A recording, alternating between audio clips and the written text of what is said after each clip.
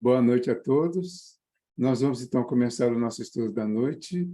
O nosso tema é o Bom Ladrão, capítulo 28 do livro Boa Nova, ditado pelo irmão X ao Chico Xavier.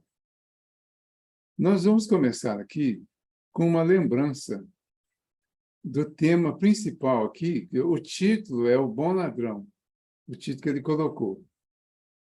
Mas ele é retirado do Evangelho do Lucas, em especial, que está a partir dos versículos 39 até o 43 do capítulo... Eu perdi o capítulo aqui, vocês acreditam, né? Depois eu acho. Então, o Bom Ladrão está assim, é capítulo 27. Um dos malfeitores suspensos à cruz o insultava, dizendo: Não és tu o Cristo? Salva-te a ti mesmo e a nós. Mas o outro, tomando a palavra, o repreendia. Nem sequer temes a Deus estando na mesma condenação? Quanto a nós, é de justiça.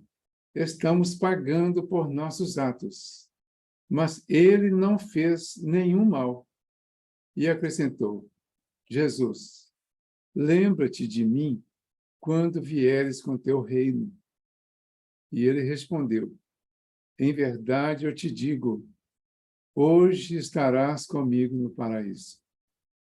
Então, é Lucas, capítulo 27, versículos 39 a 43. Aqui nós temos o tema inicial, o tema que inspirou o irmão X a fazer essa colocação, a fazer esse estudo, né? Mas ele tem alguns personagens que eu queria convidar todos para fazer o que a gente está sempre propondo, que a gente se coloque como personagem, se identifique, se for o caso, com alguns deles, para que a gente se identifique com a lição e veja o que a lição tem para o personagem que vai servir para nós. É claro que ladrão, de fato, talvez a gente não seja, né? Talvez já tenha sido. Mas bom, a maioria de nós aqui, talvez todos nós, já somos de alguma forma. Nem que seja só um pouquinho de bondade. Então, tem os dois que estavam com ele na cruz, tem lá os personagens principais que estão no livro, são Jesus, tem lá o Levi, que é o Mateus, né, o evangelista, nós temos Tiago, temos Tomé, e tem os filhos de Zebedeu. Ele não identificou qual deles era, mas na lição está lá assim, o filho de Zebedeu. Bom, esses personagens aí participaram da história, mas o que participou, assim, os que participaram mais ativamente da história foram Jesus, o Tomé e os dois malfeitores. Então, vamos ver qual é a lição para cada um deles e vamos, então, entender qual é a lição para cada um de nós. O irmão X coloca assim: alguns dias antes da prisão do mestre, os discípulos, nas suas discussões naturais, comentavam o problema da fé, com desejo desordenado de quantos se atiram aos assuntos graves da vida, tentando apressadamente forçar uma solução. Como será essa virtude? De que modo conservá-la-emos intacta no coração? Inquiria Levi, que é o Mateus, com atormentado pensamento. Tenho a convicção de que somente o homem culto pode conhecer toda a extensão de seus benefícios. Será que algum de nós consegue se identificar com o Levi nesse questionamento que ele fez de imediato? Qual seria a nossa posição em relação a isso, a esse assunto? Será que nós concordamos? Como será a fé, essa virtude da fé? De que modo podemos conservá-la intacta no coração? Ao Levi questiona, e logo em seguida entra o Tiago. Ele fala que Tiago é irmão do Levi. Fala assim, não tanto assim, aventava Tiago, seu irmão. Acredito que basta a nossa vontade para que a confiança em Deus esteja viva em nós. Mas a fé será virtude para os que apenas desejam? Perguntava um dos filhos de Zebedeu, que pode ser Tiago ou João. Então, veja, outro questionamento. Quer dizer, um retrucando o outro de alguma forma, né? Bom, nem tanto assim, não é? Aí, eu acredito que basta a nossa vontade para que a confiança em Deus esteja viva em nós. Mas a fé será virtude para os que apenas desejam? Retrucou lá o filho de Zebedeu. Então, é um diálogo que está acontecendo entre os discípulos. Há um canto, como distante daqueles duelos da palavra, Jesus parecia meditar. E, em dado momento, solicitado ao esclarecimento, ele respondeu com suavidade. A fé pertence, sobretudo, aos que trabalham e confiam. Tê-la no coração é estar sempre pronto para Deus. Não importam a saúde ou a enfermidade do corpo, não tem significação os infortúnios, os sucessos felizes da vida material. Aí a gente tem uma outra meditação agora mais profunda, com a expressão de Jesus respondendo para eles algo do conhecimento deles, certamente, sobre a fé. Vamos repetir essa parte de Jesus aqui, que não vamos precisar dela para frente. A fé pertence, sobretudo, aos que trabalham e confiam. Vamos refletindo, né? Será que nesse momento aqui eu sou Jesus, eu penso assim, eu faço assim? Tê-la no coração é estar sempre pronto para Deus. Não importam a saúde ou a enfermidade do corpo. Não tem significação os infortúnios ou insucessos felizes da vida material. Ou os sucessos felizes da vida material. Aí vamos continuando aqui. A alma fiel trabalha confiante nos desígnios do Pai. Interessante lembrar aqui que ele colocou aqui a alma fiel. Então, neste momento, ele caracteriza a fé como fidelidade. Então, a alma fiel, a alma que tem fé, trabalha confiante nos desígnios do Pai, que pode dar os bens, retirá-los e oferecê-los em tempo oportuno. E caminha sempre com serenidade e amor por todas as sendas quais a mão generosa do Senhor a queira conduzir. Mas, mestre, redarguiu Levi, o Mateus, de novo, né? Em respeitosa atitude. Como discernir a vontade de Deus? A gente está com um pouco de dificuldade aqui, mas vou chegar lá, tá? O Levi pergunta, né? Como discernir a vontade de Deus naquilo que nos acontece? Tenho observado grande número de criaturas criminosas que atribuem à providência os seus feitos delituosos e uma legião de pessoas inertes que classificam a preguiça como fatalidade divina.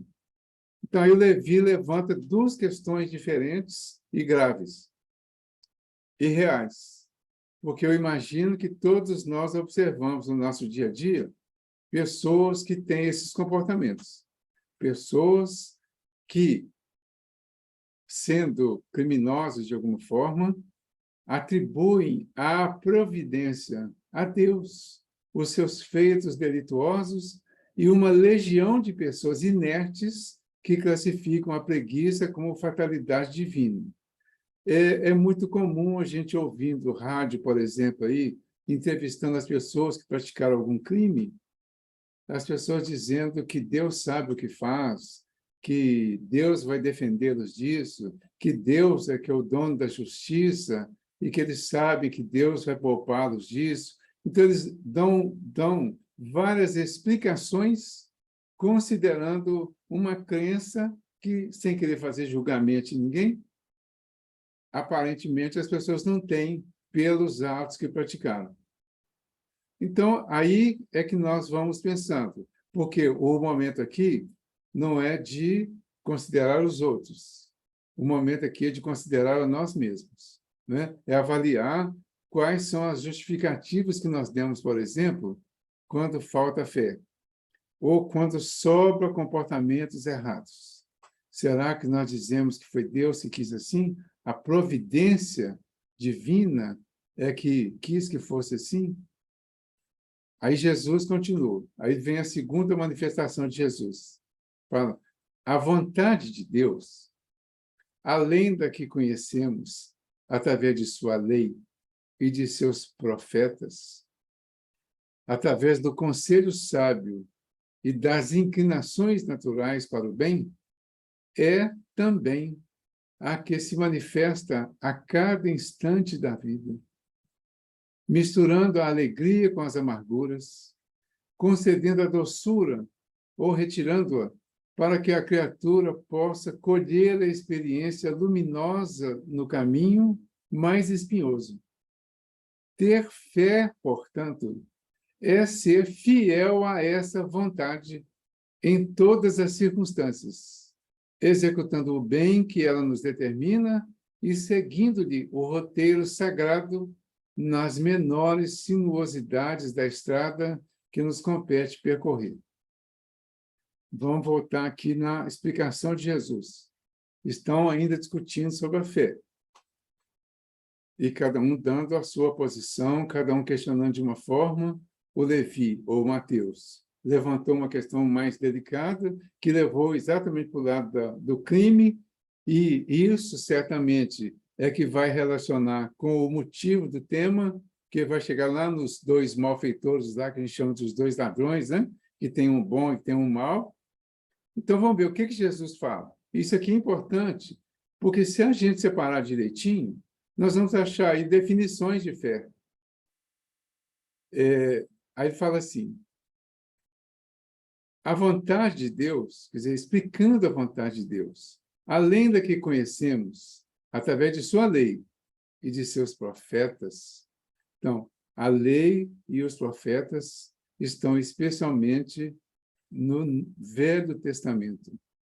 Então, Jesus, às vezes, se refere, ele faz um resumo, às vezes, do que ele traz no Evangelho e fala que isso é a lei e os profetas. Então, ele resume na lei, os 10 mandamentos, especialmente, e todas as traduções, todas as interpretações que foram feitas no Velho Testamento, ele diz que aí está a interpretação da lei, e é claro que nessas interpretações precisam de alguns ajustes às vezes. Então, isso é uma das coisas que mostra a vontade de Deus. Mas ele fala, tem os conselhos sábios, as inclinações naturais para o bem, e é também a vontade de Deus, a que se manifesta a cada instante da vida. Como que a vontade de Deus se manifesta em cada instante da nossa vida, da vida de todos nós? E vejam como que isso aí está totalmente coerente com a nossa realidade hoje. Misturando a alegria com as amarguras. Verdade? Sim, muito verdade. Concedendo a doçura ou retirando, para que a criatura possa colher a experiência luminosa no caminho mais espinhoso. Então, veja que interessante. O que a vontade de Deus faz e por que faz e por que a gente consegue entender isso? Porque ela concede, às vezes, dois extremos para que a gente aprenda a escolher qual que é o melhor. E quando escolhemos qual que é o melhor, nós vamos passar a usar dele para nós e para aqueles com quem nós convivemos. Esse é o objetivo. Então, ter fé é ser fiel a essa vontade de Deus em todas as circunstâncias, executando o bem que ela nos determina e seguindo-lhe o roteiro sagrado nas menores sinuosidades da estrada que nos compete percorrer. Entretanto, observou Tomé. Eu acredito que o Tomé, ele representa a maioria de nós. Ah, mas por quê? Por que o Tomé representa a maioria de nós? Vamos refletir um pouquinho sobre ele? Ele diz assim: creio que essa qualidade excepcional deve ser atributo do mais cultivado, porque o homem ignorante não poderá cogitar da aquisição de semelhante patrimônio. O negócio está limitado aqui. Então, o que o Tomé fala? Que o homem ignorante não poderá cogitar da aquisição de semelhante patrimônio. Então, o homem que não sabe ler, o homem que é analfabeto, né, que é ignorante em diversos aspectos, e o Tomé acredita que ele não poderá adquirir esse conhecimento. Ou seja, um homem que não sabe ler, que não sabe escrever, que não tem acesso a uma certa cultura, ele não poderia ter fé. Essa é a primeira colocação do Tomé. Aí Jesus analisa o que o Tomé fala e diz para ele: o mestre fitou o apóstolo com amor e esclareceu: todo homem de fé será, agora ou mais tarde, o irmão dileto da sabedoria. Porém, essa qualidade será sempre a do filho leal ao Pai que está nos céus. Bacana a resposta, né? Todo homem de fé será, agora ou mais tarde, o irmão dileto da sabedoria. Porém, essa qualidade será sempre a do filho leal ao Pai que está nos céus. Então, o homem de fé é aquele que é leal, que é fiel ao Pai que está nos céus. O discípulo sorriu e obtemperou. O Tomé tem uma característica interessante, né? Tomé era o Tomé gêmeo. Ele era um dos 12 apóstolos, né? Foi escolhido. Ele era considerado o incrédulo, porque queria ver para crer. O Tomé tem uma característica do que o Espiritismo propõe para nós, de querer entender as coisas, de questionar as coisas. A proposta que o Espiritismo traz é de questionar tudo e não aceitar nada antes de compreender. Então, ele tem essa característica. Talvez ele exagere um pouquinho em algumas coisas, né? Mas ele tem uma característica interessante nesse sentido, porque ele vai cutucando até achar algum ponto racional, que é a proposta que nós temos. Mas e o que acontece aí? O Espiritismo deixou para nós, já no Evangelho segundo o Espiritismo, lá no capítulo 19, o que ele deixa lá?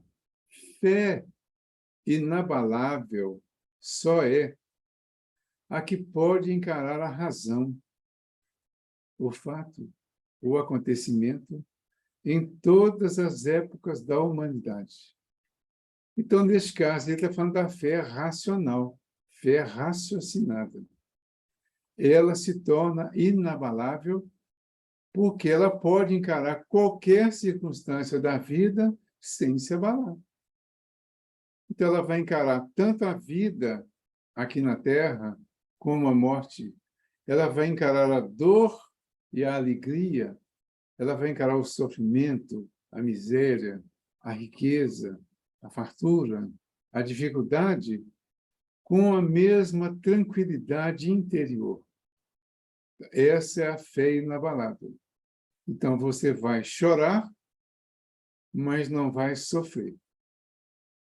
Porque você sabe que o choro pode ser consequência de uma dor muito intensa, e é uma reação do próprio organismo. Mas o sofrimento é, posso dizer, uma decisão que nós tomamos de sofrer ou não, ou seja, é uma escolha. Essa escolha passa a acontecer quando nós aprendemos a escolher uma coisa ou outra. Para escolher uma coisa ou outra, nós temos que procurar entender a vida. O que ele está fazendo aqui? Ele está mostrando para nós a importância de entender a vontade de Deus. Todos esses argumentos estão girando em torno disso. Entender a vontade de Deus.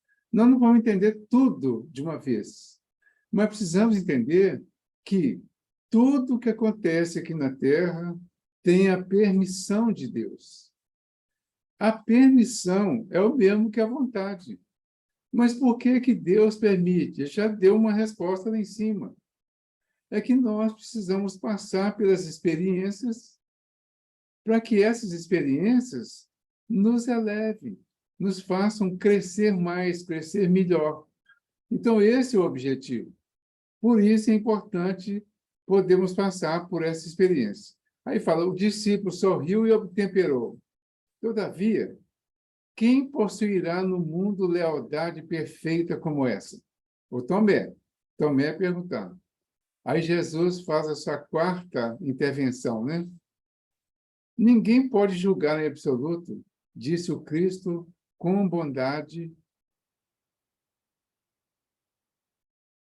a não ser o critério definitivo de Deus. Mas se essa conquista da alma não é comum às criaturas, está difícil esse negócio aqui, eu não estou conseguindo. Vou voltar aqui, gente. Ninguém pode julgar em absoluto, disse o Cristo com bondade, a não ser o critério definitivo de Deus.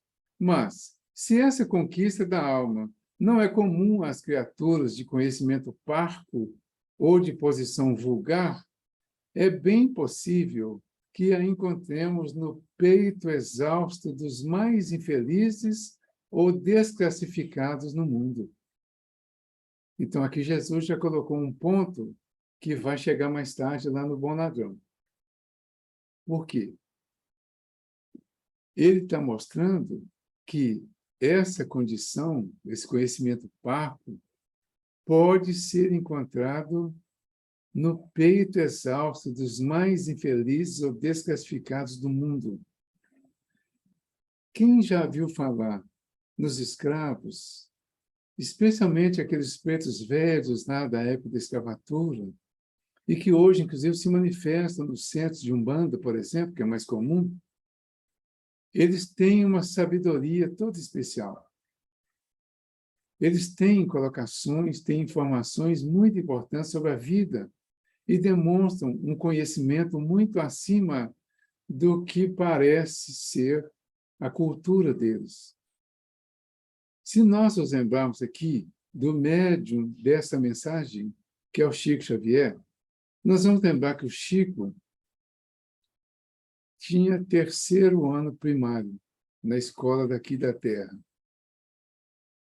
Mas com o 3º ano primário, ele demonstrou aqui uma sabedoria que era muito superior à sabedoria de muitas pessoas que têm muitas formações acima das que ele teve aqui. Então, para a gente entender essa parte aí, e entender por que as criaturas de conhecimento parco ou de posição vulgar têm fala assim, é bem possível encontrar nelas, no peito exausto, que são os mais infelizes ou desclassificados do mundo, esse conhecimento, essa sabedoria toda. O apóstolo sorriu desapontado no seu ceticismo de homem prático. E dentro em pouco, a pequena comunidade se dispersava à aproximação do manto escuro da noite. Na hora sombria da cruz, disfarçado com vestes diferentes, Tomé acompanhou passo a passo o corajoso Messias. É interessante lembrar aqui Porque esse fato não tem na Bíblia. Então, a pessoa que tem hábito de ler a Bíblia, por exemplo, pode falar assim, mas isso aí não está na Bíblia. Porque lá na Bíblia está dizendo que na hora da cruz tinha lá um homem e 5 mulheres. Tinha o João e as Marias e a Joana. Então, como é que agora ele está falando que o Tomé estava lá? Então, ele fala que o Tomé estava disfarçado com vestes diferentes. Certamente ele não foi reconhecido. Mas o irmão X diz na introdução desse livro que ele teve acesso aos arquivos do plano espiritual relativos a esses pontos que ele escreveu para nós depois sobre a vida de Jesus, sobre a convivência dele com os discípulos, com os apóstolos. Então, certamente, ele pegou mais detalhes lá que os evangelistas não pegaram. Então, ele vai falar isso, né? Que o Tomé estava lá de uma forma discreta. Estranhas reflexões surgiam-lhe no espírito. Ele dizendo do Tomé, sua razão de homem do mundo não lhe proporcionava elementos para a compreensão da verdade toda. E aí ele começa.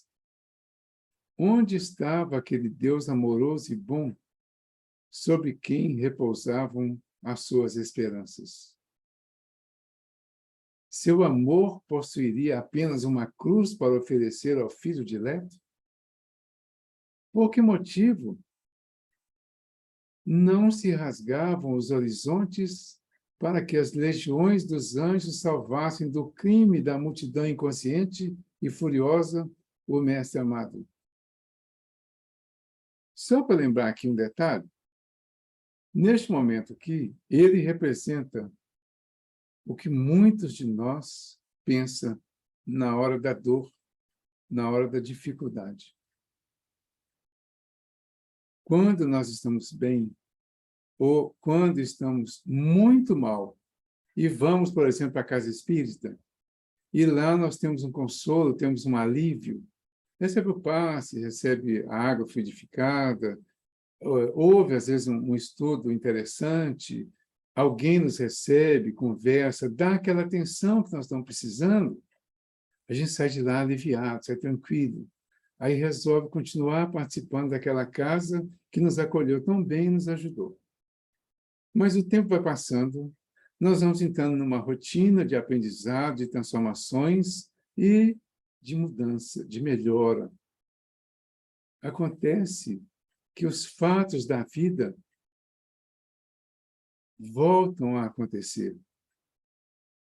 E quando chega para nós a repetição de alguns dos fatos, ou algum outro com uma intensidade maior, é aí que nós vamos começar a questionar. Até então, eu acreditava na providência de Deus, porque eu ouvi lá no centro falar sobre isso. Eu acredito na bondade de Deus e na justiça de Deus, que eu ouvi falar sobre isso lá no centro. Mas agora, quer dizer, o Tomé estava vendo Jesus sendo crucificado. Mas nós estamos, às vezes, nos vendo ser sacrificados, ou às vezes uma outra pessoa mesmo, uma pessoa querida da nossa família, ou uma pessoa conhecida, e nós nos vemos nessa condição, e aí começamos a questionar, principalmente se for conosco. Então é aí que nós vamos perguntar, onde está aquele Deus amoroso e bom?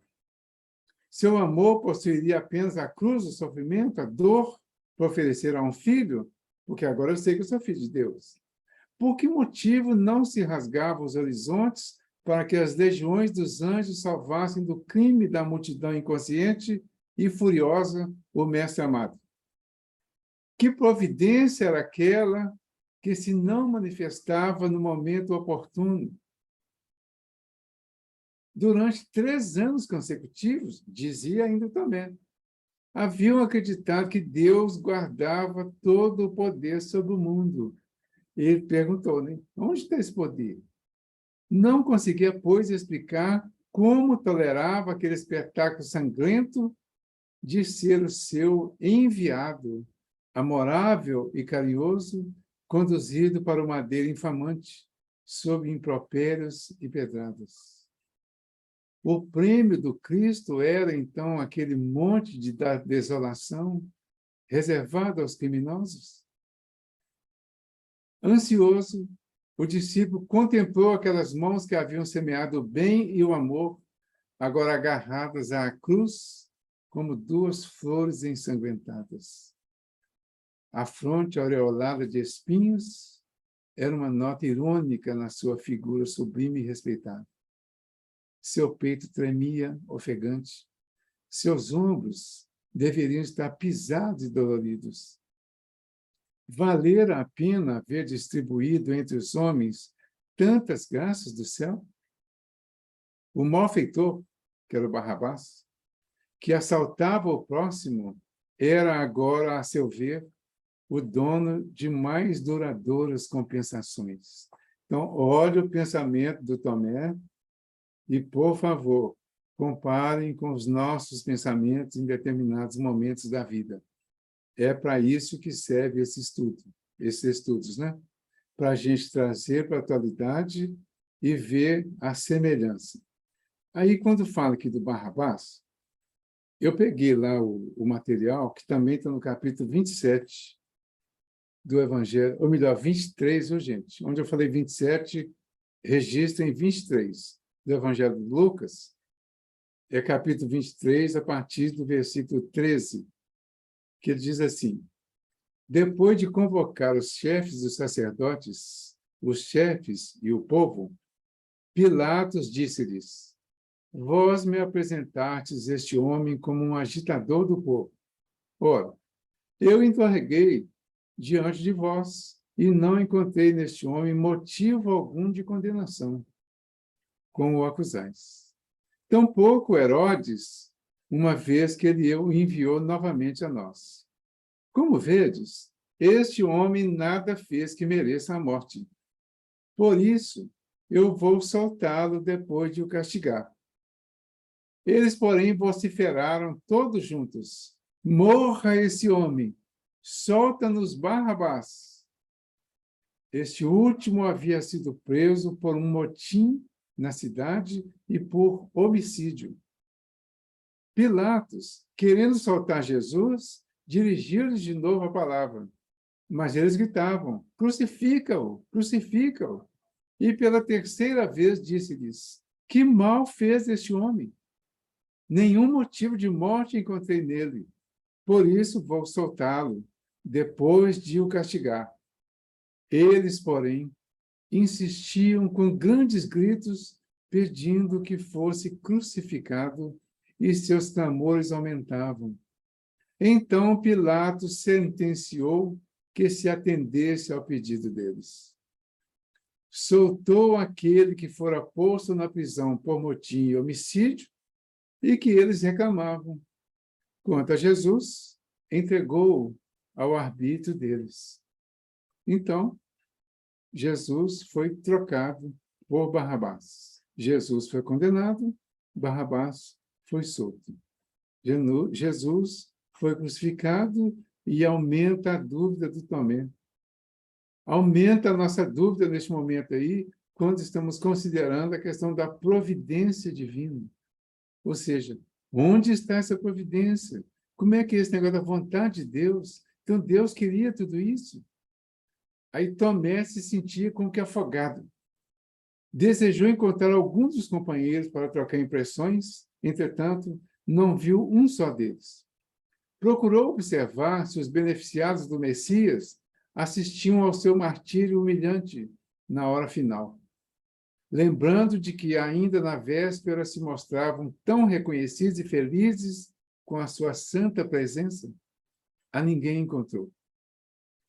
Aqueles leprosos que haviam recuperado o dom precioso da saúde, os cegos que conseguiram rever o quadro caricioso da vida, os aleijados que haviam cantado hosanas à cura de seus corpos defeituosos, estavam agora ausentes, fugiam ao testemunho. Valera a pena praticar o bem? Aqui tem uma questão sobre a ingratidão, que o Tomé, levantando isso aí, ele nos faz lembrar de todos nós, quando somos beneficiados, entramos, como eu disse antes, naquela rotina, e quando vem a dificuldade, a gente começa a negar, começa a fugir e começa a deixar de fazer o que fazia antes, achando que não vale a pena mais fazer. E o apóstolo, mergulhado em dolorosos e sombrios pensamentos, deixava absorver-se em estranhas interrogações. Reparou que em torno da cruz surgiam gargalhadas que reportavam ironias. O mestre, contudo, aguardava no semblante uma serenidade inexcedível. De vez em quando, seu olhar se alongava por sobre a multidão, como querendo descobrir um rosto amigo. Sob as vociferações da turba amotinada, a Tomé parecia-lhe escutar ainda o ruído inovidável dos cravos do suplício. Enquanto as lanças e os vitupérios se cruzavam nos ares, fixou os dois malfeitores que a justiça do mundo havia condenado à pena última. Então, aqui que vai chegar nos dois ladrões, no caso, né? Ele chamou de os dois malfeitores, que estavam sendo crucificados junto com Jesus. Neste momento, ele se aproxima da cruz e notou que o Messias punha nele os olhos amorosos, como nos tempos mais tranquilos. Viu que um suor empastado de sangue lhe corria do rosto venerável, misturando-se com o vermelho das chagas vivas e dolorosas, e com aquele olhar inesquecível, Jesus lhe mostrou as úlceras abertas como o sinal do sacrifício. Penosa emoção dominou a alma sensível do discípulo. Olhos enevoados de pranto, recordou os dias radiosos do Tiberíades. As cenas mais singelas do apostolado ressurgiam ante a sua imaginação. Subitamente, lembrou-se da tarde em que haviam comentado o problema da fé, parecendo-lhe ouvir ainda as elucidações do Mestre com respeito à perfeita lealdade a Deus. Lembram? Está lá atrás, lá no início, quando Jesus disse assim: a fé pertence, sobretudo, aos que trabalham e confiam. Tê-la no coração é estar sempre pronto para Deus. Reflexões instantâneas lhe empolgaram o coração. Quem teria sido mais fiel ao Pai do que Jesus? Esse é um questionamento seríssimo. Por quê? Nós temos relatos, né? Eu já contei isso várias vezes no Cantinho, em outros lugares até, de espírita que se manifestou na reunião, lá no Cantinho. Ele estava magoado com Deus. Ele estava, na palavra dele, revoltado com Deus. Por que que ele estava revoltado com Deus? Porque ele achava que tinha sido fiel a Deus. Mas ele não foi fiel a Deus, porque ele não cumpriu as leis como deveria. Mas como não cumpriu? Porque a gente às vezes pergunta assim, mas ele não era espírita? Mas será suficiente ser espírita, se dizer cristão, para já estar livre de compromissos, de disciplinas, por exemplo? Estar livre de cumprir a lei, de seguir a lei? Será que é isso? Será que essa reflexão é importante para nós neste momento? Esse espírito, que dizia ter 30 anos de espiritismo, ele chegou revoltado com Deus. E nós perguntamos para ele, meu irmão, por que você está revoltado com Deus?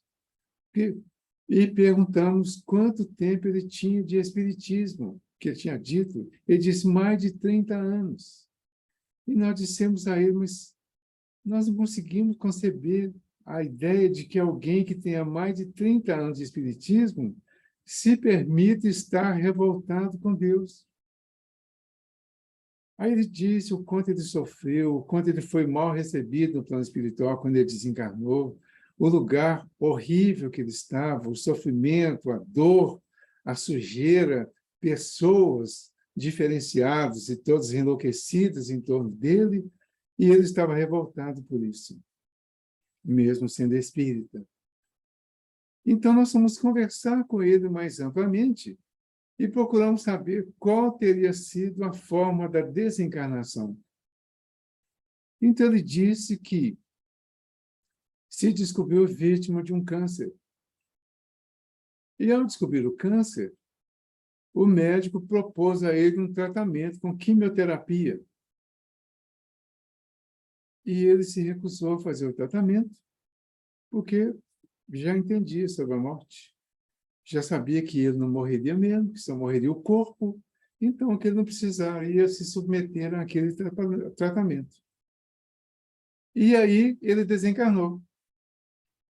E nós ficamos analisando e chegamos à conclusão que ele, por ter se negado a fazer o tratamento, ele deixou de cumprir a lei, não cumprindo a lei, por desobediência. Ele não buscou o tratamento que a medicina oferece para prolongar os nossos dias de vida aqui, não prolongar para passar da data marcada, mas exatamente para atingir a data marcada. Eu acho importantíssimo a gente lembrar desse fato, porque esse fato precisa chamar a atenção de todos nós. Porque a gente fica questionando, mas foi a vontade de Deus, Deus fez isso, Deus fez aquilo. Nós precisamos passar pelas nossas dificuldades, que elas servem para o nosso crescimento. As dores, as doenças, são consequências das nossas atitudes. Não são consequências da atitude de mais ninguém. Isso está rigorosamente dentro da lei. É a lei de causa e efeito, ação e reação.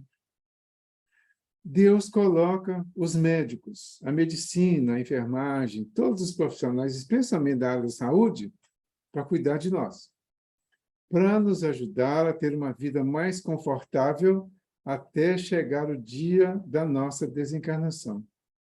O que fazemos? Não fazemos o tratamento adequado, porque achamos que sabemos mais do que os médicos e achamos que Deus vai nos proteger de uma outra forma que não seja o sacrifício de fazer o uso de algum medicamento, por exemplo. Então, vejam como que nós somos incoerentes. E vejam como que o questionamento do Tomé acaba nos levando a isso. E, ao lembrar de tudo isso, então, nós vamos pensar, esse cidadão que veio trazer essa experiência para nós, eu agradeço muito a ele, sempre vivo por ele, sempre que eu conto esse caso, porque isso é uma lição preciosíssima para nós. E essa nós ouvimos da própria vítima, no caso. Todos nós temos um tempo de nascer e um tempo de morrer. Isso é fato. Todos sabemos que vamos morrer um dia. Não sabemos quando exatamente, não sabemos como, mas sabemos que vamos. Isso é fato. A forma, ela depende das nossas ações do passado e do presente. Então, quando eu vou ao médico, eu não vou para que ele me cure e eu fique vivendo eternamente. Isso não existe. Eu vou para que ele me ajude a viver com tranquilidade, confortavelmente, os dias que eu preciso ainda passar aqui na Terra. E assim deve ser feito com todas as dificuldades que aparecem para nós. Todas elas nós precisamos buscar a solução. Nem sempre vamos encontrar a solução, mas não encontrar a solução faz parte do nosso aprendizado. É preciso entender isso, para que a gente não precise continuar fazendo essas perguntas que o Tomé fez. Quem teria sido mais fiel ao Pai do que Jesus? E agora Jesus está lá passando por aquilo? Por quê? Entretanto, a sua recompensa era a cruz do martírio. Absorto em singulares pensamentos, o apóstolo observou que o Messias lançava agora os olhos enternecidos sobre um dos ladrões que o fixava afetuosamente. E, nesse instante, percebeu que a voz débil do celerado se elevava para o mestre em tom de profunda sinceridade. Então, vejam, o ladrão, o malfeitor, que estava sendo crucificado junto com Jesus, ele eleva a voz dele até o mestre com um tom de profunda sinceridade. O que Jesus entendeu? Arrependimento sincero. Ele sabia que fez alguma coisa errada, mas ele se arrependeu sinceramente do que fez. Como que Jesus identificou isso? Porque na hora, um deles, o que estava do lado esquerdo, esse estava debochando de Jesus. Então, esse ainda não estava consciente do erro que praticou, mesmo estando na hora de ser crucificado. O outro, o Dimas, já estava consciente. Ele já sabia, já tinha entendido que ele fez alguma coisa errada. Então, o que ele faz? Se dirige a Jesus em tom de profunda sinceridade. Senhor, disse ele, ofegante, lembra-te de mim quando entrares no teu reino. O discípulo, Tomé, reparou que Jesus endereçava então o olhar caricioso, ao mesmo tempo que aos seus ouvidos chegavam os ecos de sua palavra suave e esclarecedora. O que Jesus disse ao discípulo, nós já sabemos. Em verdade te digo, hoje estarás comigo no paraíso. Mas se a gente mudar a vírgula de lugar, dá na mesma, só muda um pouquinho. Em verdade te digo hoje, estarás comigo no paraíso, futuro. Mas, de qualquer forma, ele estará no paraíso. Ele acaba de entrar no paraíso quando ele se arrepende com sinceridade. Todos nós, quando nos arrependemos, nós, com sinceridade, nós pisamos no paraíso. No livro Céu e Inferno, lá no artigo 16 do Código Penal da Vida Futura, o que os Espíritos disseram para o Kardec? O arrependimento só não basta. É necessária a reparação e a expiação. Aí nós somos convidados pela doutrina espírita ao fora da caridade não há salvação. Aí vem mais uma lembrança para nós. Estamos praticando essa caridade que está nos levando à salvação?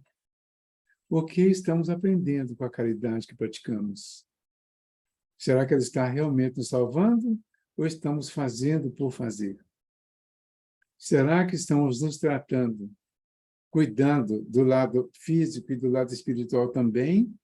Ou estamos nos tratando de qualquer jeito e, às vezes, até tomando medicamento com bebida alcoólica?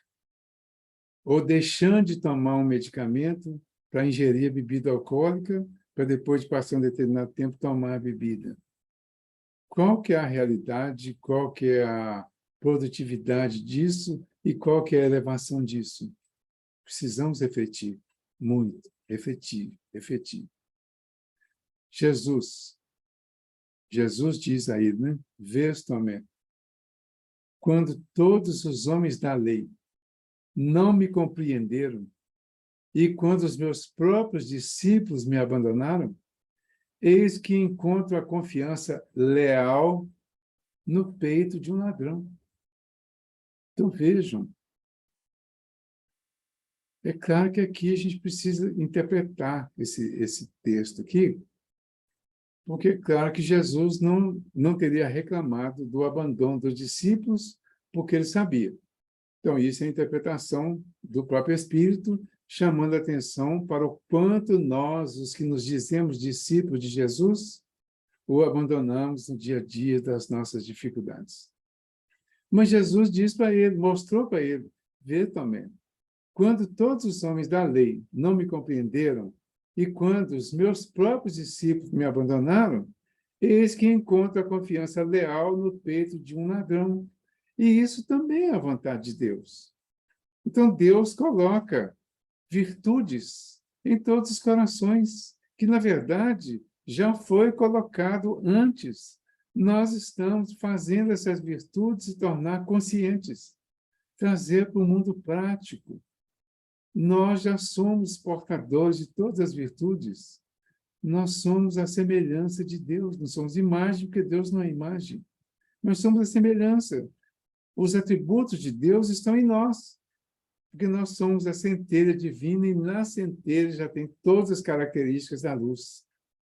Só que essas virtudes que estão em nós, como a fé, por exemplo, que discutiram aqui o tempo todo, tudo isso que já está em nós precisa ser desenvolvido, precisa ser aperfeiçoado, precisa crescer.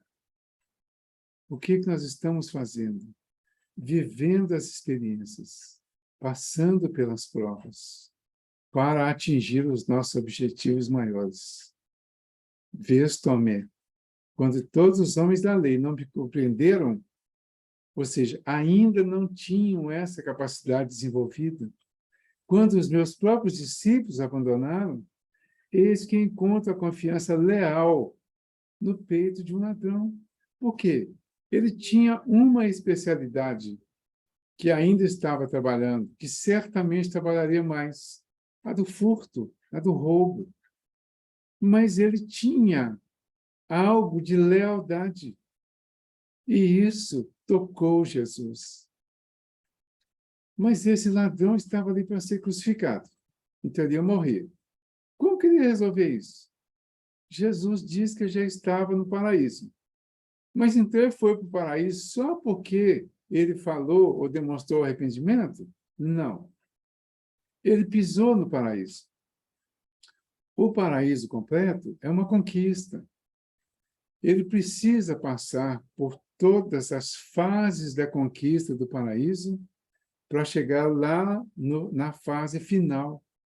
São ciclos, são momentos, são divisões que a vida vai apresentando para nós, para que nós vençamos cada uma dessas fases para atingir o nosso objetivo e chegar ao fim da dificuldade ou o fim da construção de nós mesmos de uma forma perfeita. Esse é o objetivo. Então, quando ele pisou no paraíso, ele pisou na possibilidade de conhecer a verdade eterna e, a partir daí, ele vai se reconstruindo. Certamente ele iria resgatar tudo aquilo que ele fez de errado naquela encarnação que estava terminando e certamente em outras passadas. Então ele reencarnaria novamente. Ao reencarnar, ele seria motivo das questões do Tomé de novo. Porque ao reencarnar, ele poderia agora reencarnar como uma pessoa boa, uma pessoa fiel, um servo fiel de Jesus, um trabalhador de Jesus. Porque quando nós nos perguntamos, esses dias aí que se comemorou o nascimento de Jesus, tem aquela mensagem que vem lá através do Chico Xavier, né, de quando e onde nasceu Jesus.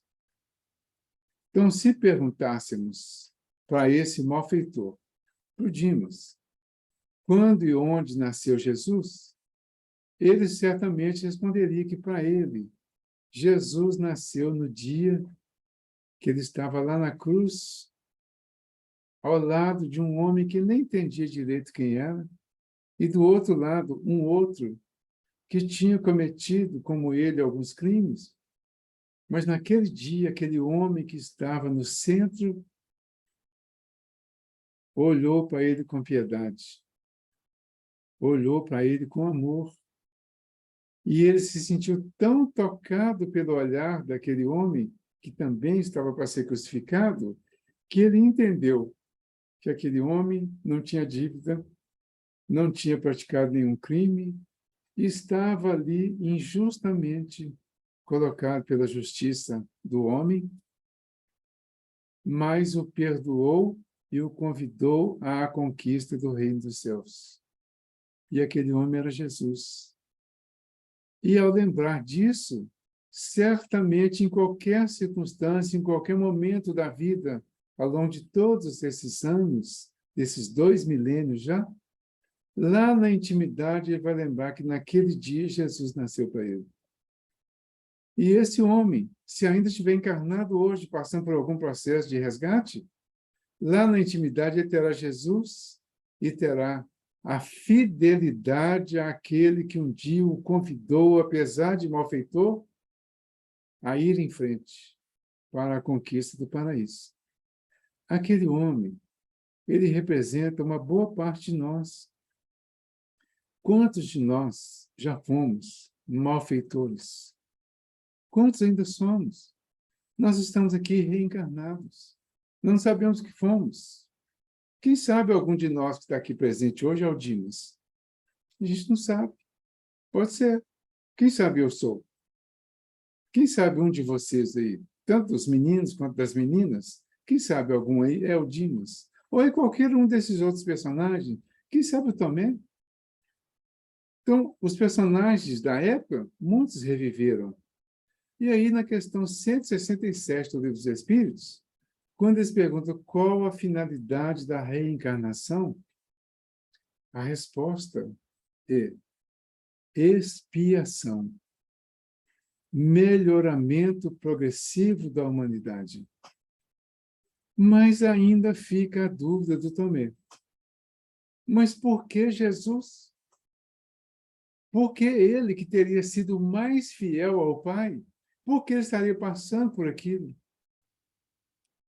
Porque Jesus sabia que nós, os seres humanos, precisaríamos resgatar os nossos erros do passado. O nome disso é salvação. E ele entendeu e prometeu que viria para nos ensinar como deveríamos nos comportar nos nossos momentos difíceis. Então ele veio. Ele tinha um compromisso com a nossa humanidade, de ensinar a ela como passar bem pelas dificuldades, como sentir dor sem sofrer, como ter motivos, vontade, desejo de reclamar, mas não reclamar. Então, por isso, Jesus estava passando por tudo aquilo que aconteceu. O Tomé não sabia disso. Hoje nós já sabemos. Quem não sabia, eu acabei de contar agora. Por que Jesus passou por aquilo? Ele estava ensinando para nós.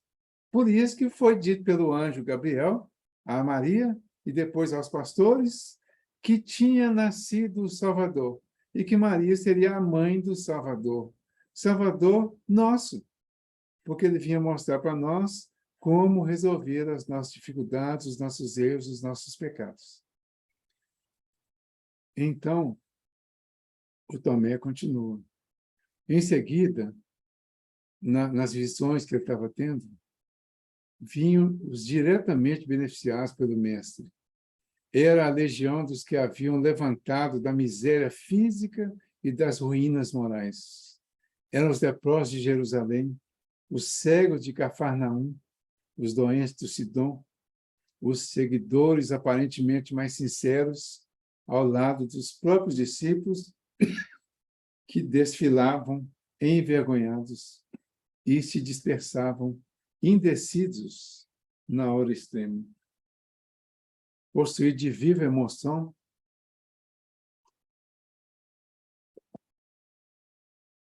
Tomé se pôs a chorar intimamente.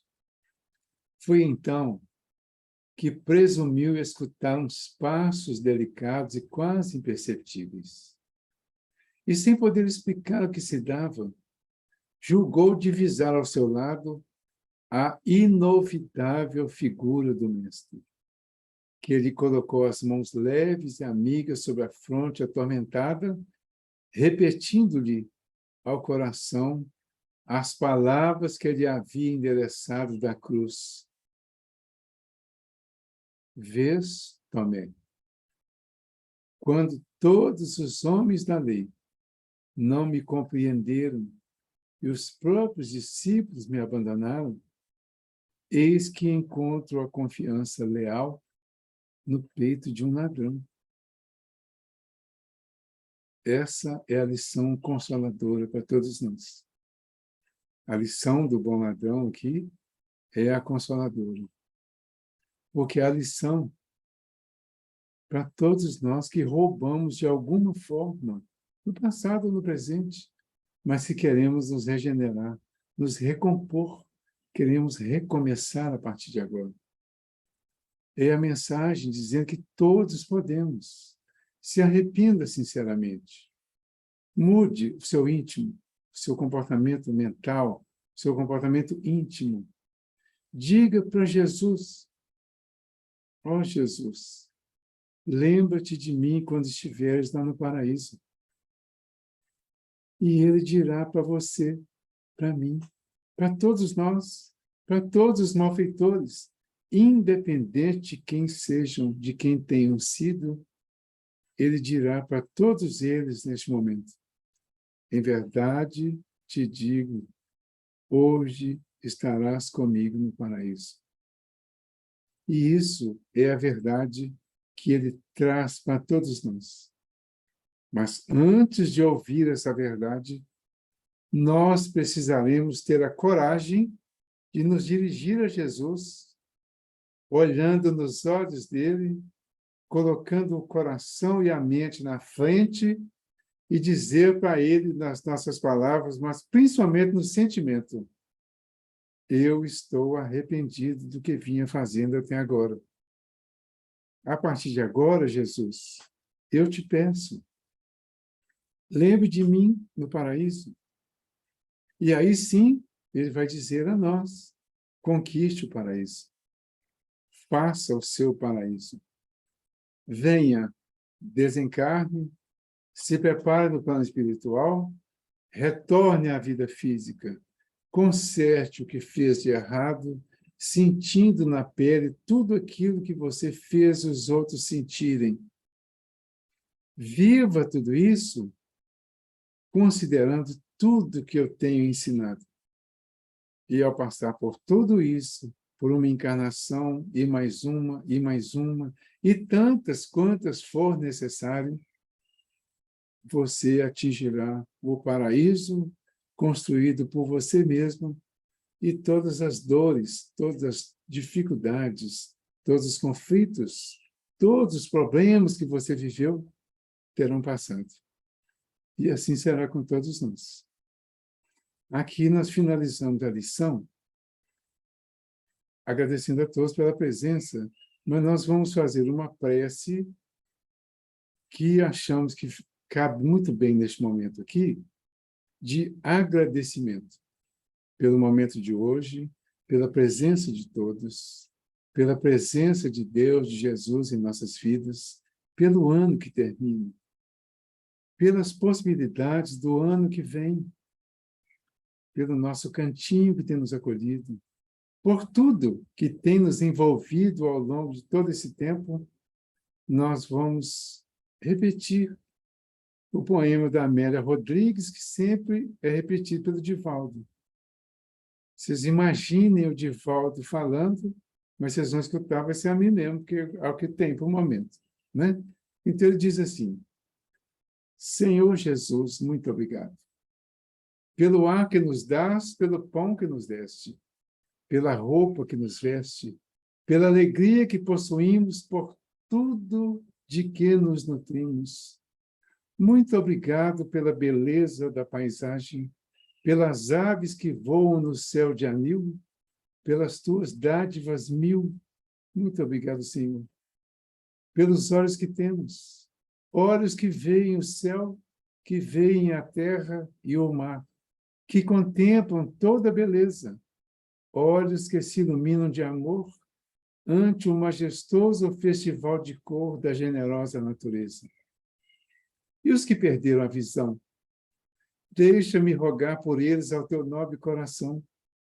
Eu sei que depois desta vida, além da morte, voltarão a ver com alegria incontida. Muito obrigado pelos ouvidos meus, pelos ouvidos que me foram dados por Deus. Obrigado, Senhor, porque posso escutar o teu nome sublime e assim posso amar. Obrigado pelos ouvidos que registram a sinfonia da vida no trabalho, na dor, na lida. O gemido e o canto do vento nos galhos do olmeiro, as lágrimas doridas do mundo inteiro e a voz longínqua do cancioneiro. E os que perderam a faculdade de escutar, deixa-me por eles rogar. Sei que em teu reino voltarão a sonhar. Obrigado, Senhor, pela minha voz, mas também pela voz que amo, pela voz que canta, pela voz que ajuda, pela voz que socorre, pela voz que ensina, pela voz que ilumina e pela voz que fala de amor. Obrigado, Senhor.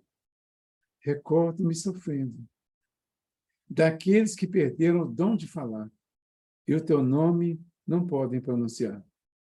Os que vivem atormentados na afasia e não podem cantar nem de noite, nem de dia. Eu suplico por eles, sabendo, porém, que mais tarde, no teu reino, voltarão a falar. Obrigado, Senhor, por estas mãos, que são minhas alavancas de ação, do progresso, da redenção. Agradeço pelas mãos que acenam a deuses, pelas mãos que fazem ternura e que socorrem na amargura, pelas mãos que acarinham, pelas mãos que elaboram as leis, pelas mãos que cicatrizam feridas, retificando as carnes sofridas, balsamizando as dores de muitas vidas, pelas mãos que trabalham o solo, que amparam o sofrimento e estancam lágrimas, pelas mãos que ajudam os que sofrem, os que padecem, pelas mãos que trabalham nestes traços, como estrelas sublimes fugindo em meus braços, e pelos pés que me levam a marchar, ereto, firme a caminhar, pés de renúncia, que seguem humildes e nobres sem reclamar.